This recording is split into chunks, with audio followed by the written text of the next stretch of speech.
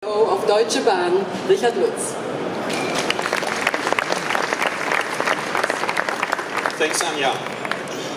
Madam Commissioner, Minister, ladies and gentlemen, and dear Oleksander. Frankly, I'm still under the impression of your yesterday's report you gave to the gathering of the European Community of Railways. There are no words that adequately describe what conditions and challenges you and your Ukrainian colleagues are currently facing back in the Ukraine. Day in and day out, you keep the country running, making sure that people can move, making sure that supply chains remain open, and by doing so, the Ukrainian railway people save lives, and at the same moment, they risk their own ones. And you just referred in your opening speech in the ceremony on the colleagues who have lost their lives and who have been heavily injured. I have come to learn you as a modest, quiet, very much down-to-earth person. But it's really a matter very close to my heart to say that you and your Ukrainian colleagues deserve the utmost respect and recognition for what you are doing back in the Ukraine from all of us.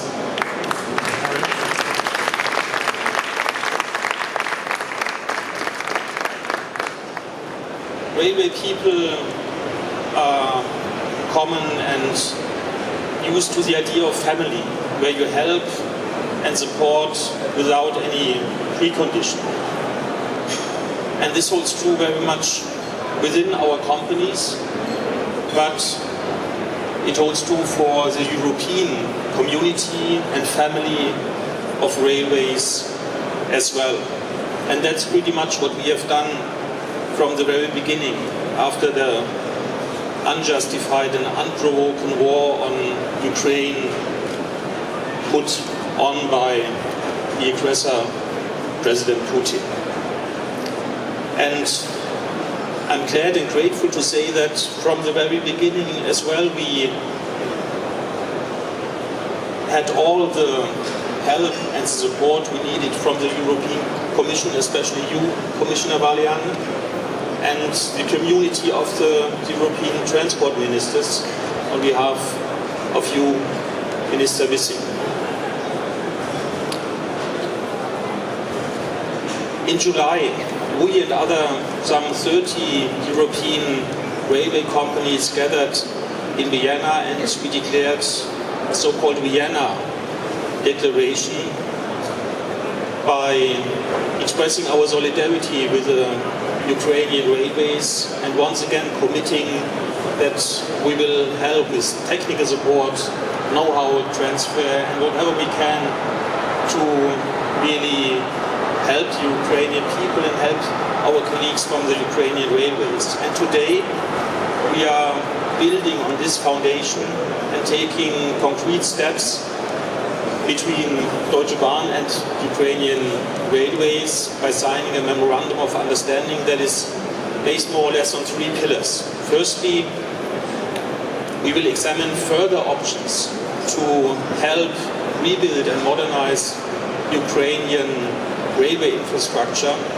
We are currently providing assistance in various forms. I will not deep dive into that, but we will intensify, especially in helping rebuilding and modernizing the railway infrastructure. And secondly, we will support Ukrainian railways in strengthening its ties to the European Union. The goal here is to bring Ukrainian infrastructure to internal processes and structures in line with EU standards and regulation. And together with other European railways, we want to work closely and call on the EU to ensure that we have sufficient funding for the rebuilt Ukraine lane that was outlined a couple of weeks ago by the European Commission. And last but not least, our MOU places special importance and focus on rail freight transport. We want to work together to strengthen the rail and grain bridge and foster strong freight corridors that will connect Ukraine more closely with the rest of Europe. Oleksander, it is both an honor and a duty to partner with UZ on your pathway to a bright future and to the European family. And I'm very much looking forward to our continued collaboration, and I'm a strong believer that it will be beneficial for both sides, our companies, the people of the country, and the two countries itself. And rest assured, we as the entire European community will stand by your side. Thanks. Thank you very much, Richard. And now may I